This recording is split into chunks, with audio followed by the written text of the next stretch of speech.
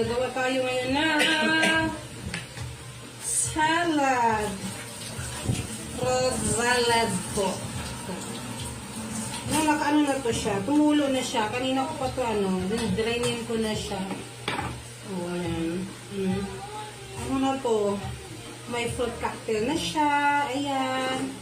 Tapos, ito yung medyo mga dilaw-dilaw na ano siya, cheese.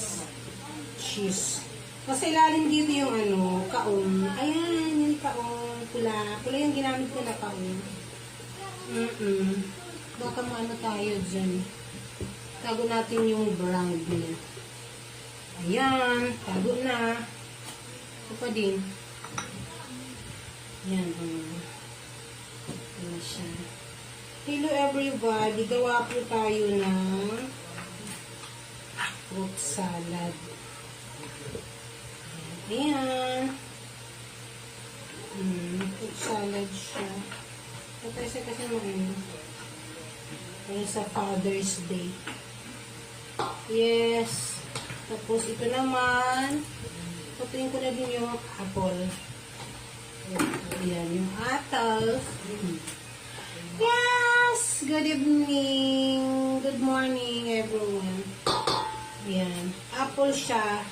Itong apple, pinalatan ko siya, tapos, binabad ko muna siya, yung sabaw ng, fruit cocktail. Yun, ayan siya, Diba? May sabaw siya.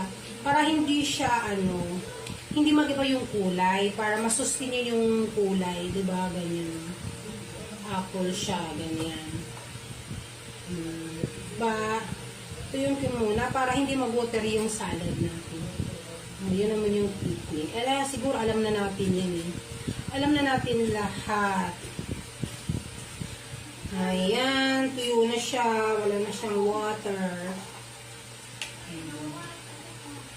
Ayaw ng mga anak ko ng ayaw nila kumain ng may raisin.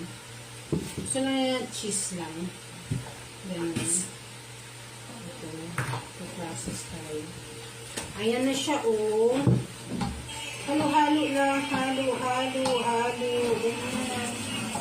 Yung haluin lang. Tapos, lagyan natin ng, yan nga natin, kasi may mga ito dito. Ayan, kunting lang.